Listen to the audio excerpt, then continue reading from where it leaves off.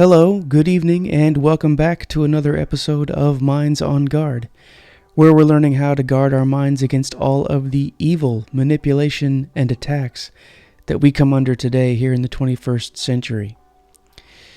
Tonight, we are going to pick back up where we left off last week, taking a deeper dive into the book People of the Lie, specifically looking at the chapter on group evil and how it propagates into the various cross-sections of society.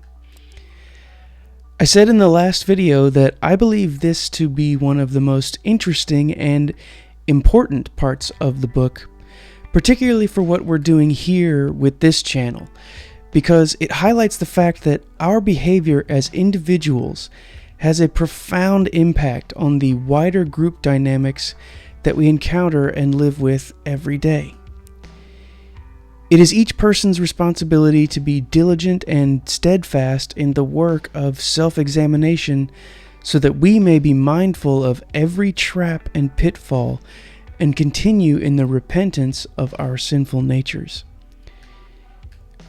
I do hold to the truth that even our best deeds are as filthy rags at the feet of God. We are all sinners, and it is only through the grace, love, and mercy of Jesus that we have any hope of healing. He must be the one who we look to in order to make sure that our hearts are in the right place and that we're living a life to the best of our ability in service to His will. What's most interesting about what Dr. Peck is highlighting in the chapter on group evil is the fact that when individuals are lazy and behaving consistently and continually from purely selfish motives, the evil that they commit spreads into the groups that they interact with to the point that the group itself takes on a kind of personhood with a metaphorical will of its own. This can obviously be harnessed and used for both great good or great evil. This is, of course, the means by which the church is meant to spread and grow throughout the world, one person at a time spreading the gospel of Jesus. This is how solid communities are formed. It's also how stable families are maintained. Honesty, vulnerability, authenticity, and trust bring about good fruit in any group of people. On the flip side, whenever selfishness and laziness are operating to any degree, the door is open for evil to creep in and cause destruction in many varied and terrible ways. Since we're dealing with Peck's work, I will continue to use his terms as we look through this. Now, there has been some recent chatter in some comment sections on various videos where I see people misapplying definitions to certain key words and phrases that are at play within this study, which is really causing some major confusion and sincerely unneeded conflict. I want to take a brief moment to encourage those who are watching to bear with me while we dig through this material, and let's all do our best to keep context and the definitions clear and consistent in our minds. I will link some older videos where I discuss the importance of this. Now, I'm all for discussion and conversation, especially in these comment sections. I want people to share their thoughts and opinions, but we must be able to meet each other with respect and come together on meaning if we are to understand this stuff. None of what we look at here at Minds on Guard is to be overlooked or taken lightly. The mission is to gain tools to help ourselves, our loved ones, and really everyone that we're able to think better and to see things about reality as clearly as we possibly can. We do no one any good by insisting on our own way over listening to our brothers and sisters. These are the kinds of things that we want to guard against. With that said, let's look deeper at group evil and how it happens.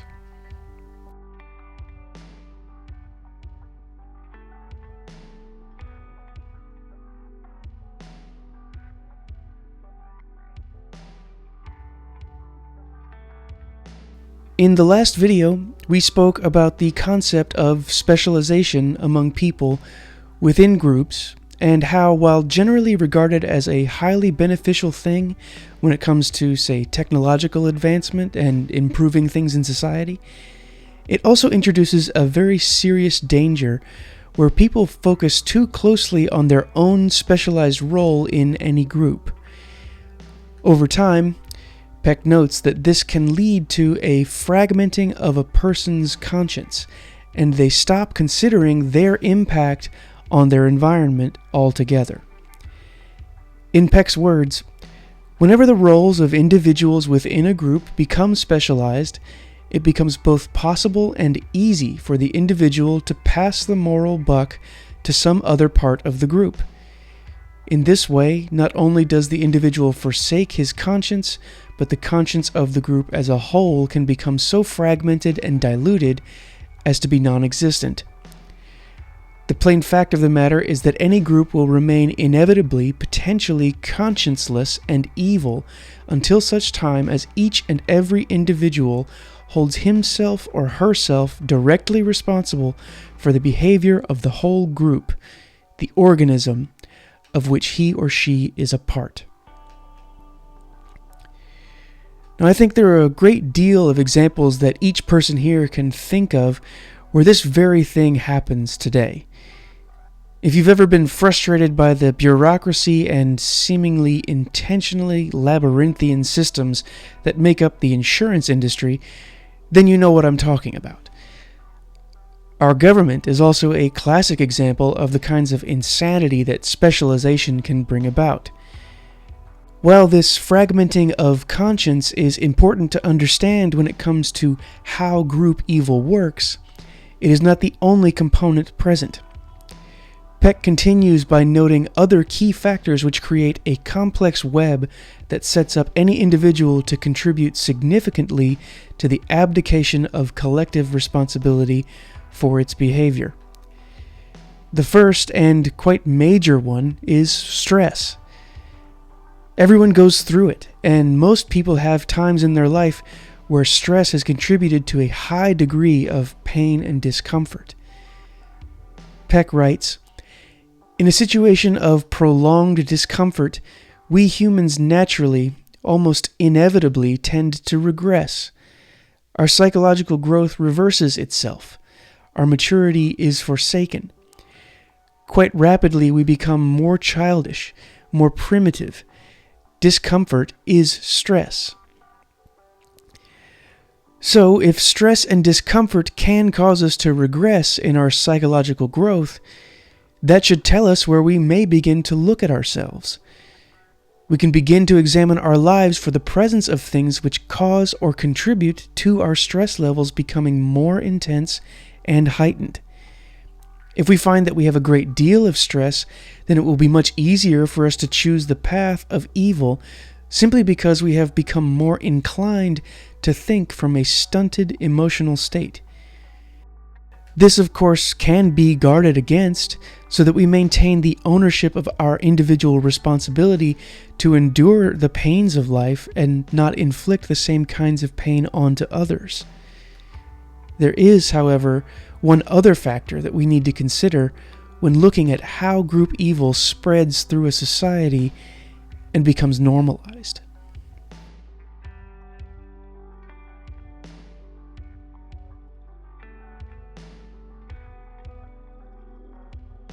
When we are under an increased amount of chronic stress, a couple of things tend to happen. The emotional regression factor is important, and it's made far worse when the second factor is allowed to take hold in a deep way. Dr. Peck speaks about what he calls a mechanism of defense known as psychic numbing. He states, "In a situation in which our emotional feelings are overwhelmingly painful or unpleasant, we have the capacity to anesthetize ourselves. It is a simple sort of thing. The sight of a single, bloody, mangled body horrifies us.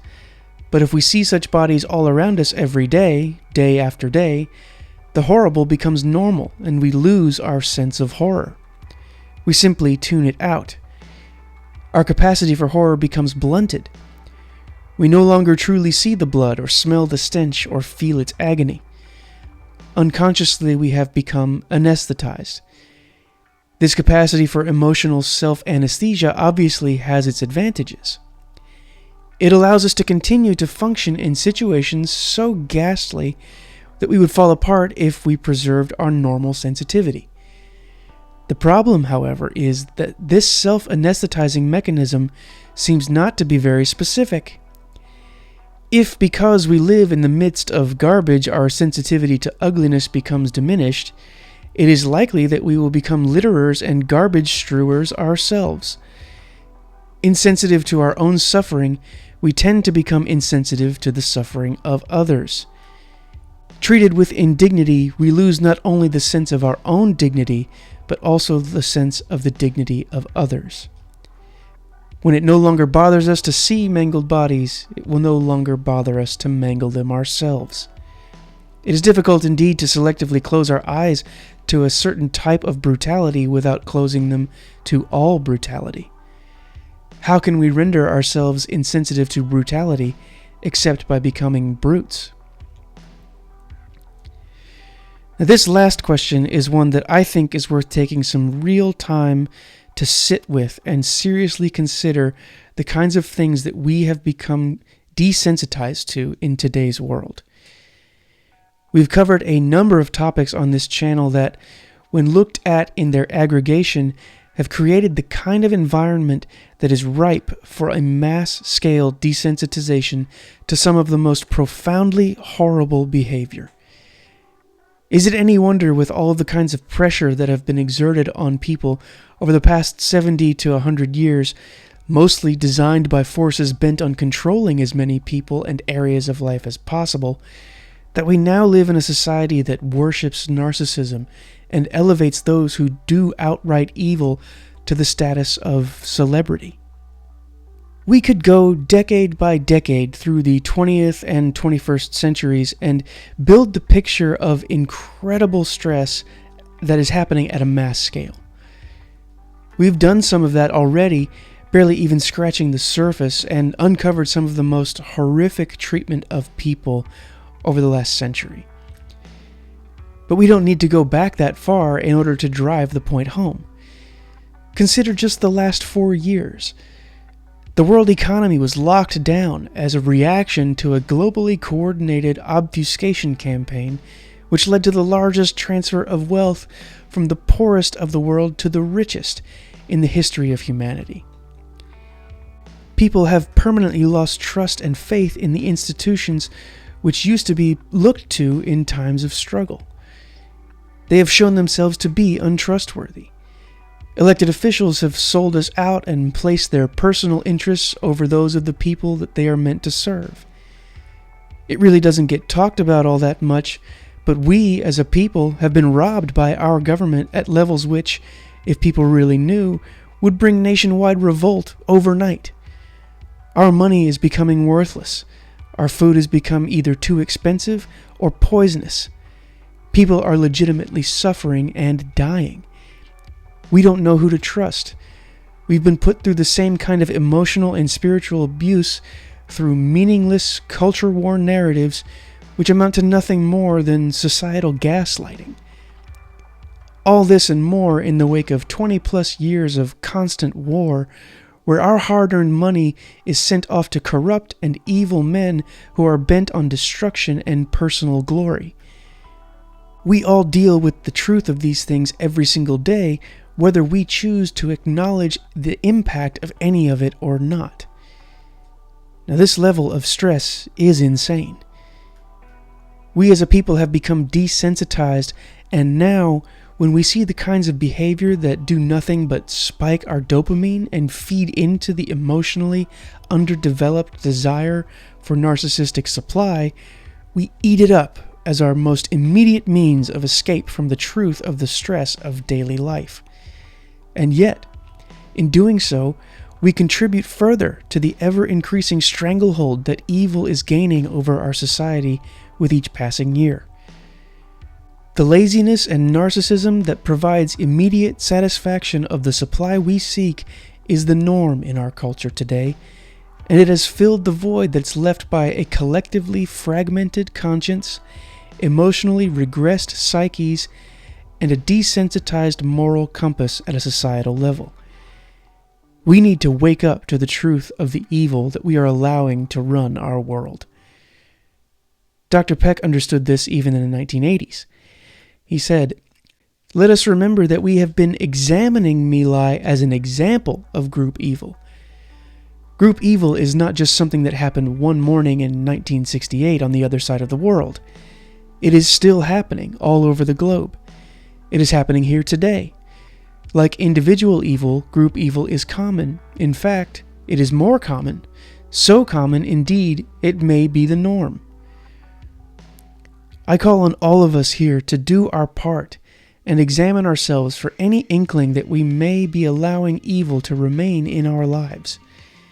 If you see any hint of laziness, narcissism, lack of ownership, and the avoiding of truth, I pray that you repent and seek Jesus to help you heal. We need him now more than ever. Until next time, stay safe, stay diligent, and stay vigilant, keeping your minds on guard."